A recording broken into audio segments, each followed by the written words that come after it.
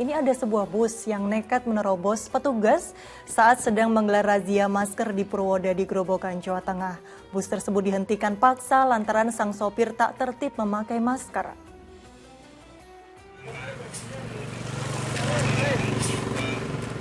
Polisi ini seketika marah saat sopir bus Garuda Mas tersebut tak mau berhenti saat terjaring razia masker di Bundaran Simpang 5 Purwodadi, Grobogan, Jawa Tengah, Minggu sore.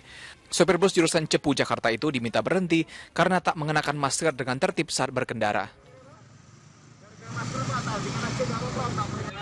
SIM-nya mana? Alah. Petugas gabungan dari Kepolisian, TNI, Satpol PP, serta Dinas Kesehatan menggelar razia masker dalam rangka mendukung gerakan Jateng di rumah saja. Para pengguna jalan yang kedapatan tidak memakai masker dihentikan, lalu dilakukan rapid test antigen.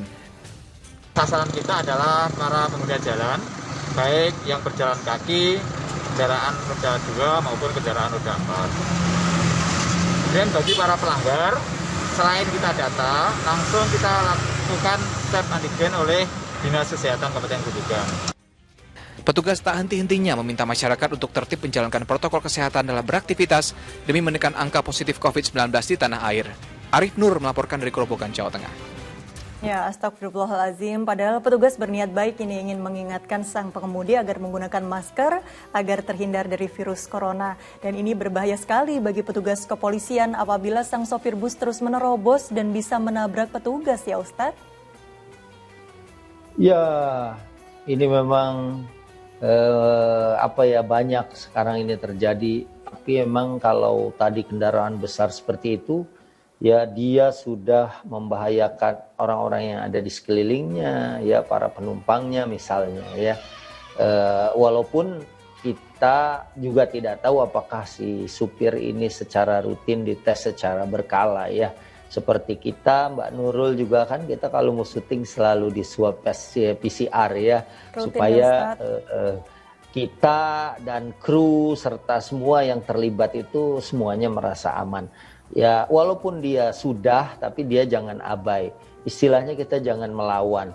Ada orang yang bilang, mana sini saya nggak takut. Kita nggak boleh hal itu kita lakukan. Walaupun kita misalnya punya kekuatan fisik yang menurut kita lebih baik, bagusnya kita kemudian tawakal.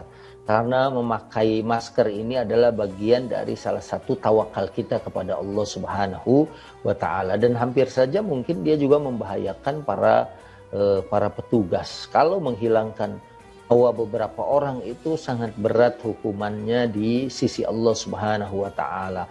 Jangankan tadi itu di dalam gambar ada 4 atau 5 orang, ya, 1 orang saja ya itu membunuh atau qatlun nafs adalah merupakan jarimatun kubra, merupakan dosa besar yang akan menyebabkan hukum had, ya.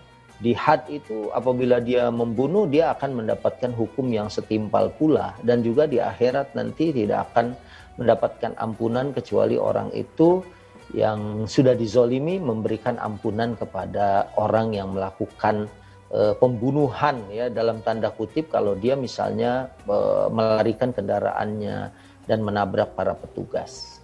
Ya, Masya Allah, ini malah bisa merugikan orang lain lagi-lagi, ya Ustadz.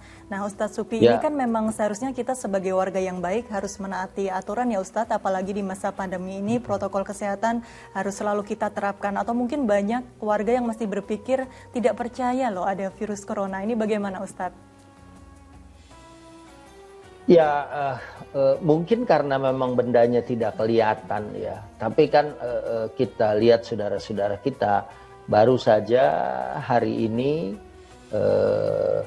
ya salah satu kawan, sahabat, teman gitu ya, yang pernah mengikuti ajang lomba di salah satu stasiun televisi, yang saya kemudian sebagai komentator dan jurinya, ya, umurnya masih sangat muda lah dibandingkan dengan saya, tapi kabarnya juga wafat dalam kondisi terkena virus ini. Ini memang sudah merupakan takdir, tapi kitanya juga harus berusaha untuk melindungi diri kita, ya, dan juga melindungi orang yang ada di sekitar kita. Kalau sudah berjaga-jaga kemudian ternyata terkena juga atau menularkan orang lain juga, ini baru namanya takdir. Tapi kalau kitanya lalai, kitanya abai, kita tidak bisa kemudian mengatakan ini adalah merupakan satu takdir. Ibarat ada orang yang mau ujian, kemudian dia bilang, belajar atau tidak belajar, kalau memang takdirnya lulus, saya akan lulus. Akhirnya dia tidak belajar. Ini nggak benar. Yang benar, kalau dia sudah belajar, sudah menempuh cara-cara dengan benar, akhirnya dia tidak lulus. Baru itu adalah masyiatullah, itu adalah kehendak Allah Subhanahu wa Ta'ala. Ya, Masya Allah, kita harus selalu berikhtiar semaksimal mungkin begitu ya Ustadz. Nah, sakit atau tidaknya ini semua yang menentukan Allah Subhanahu wa Ta'ala.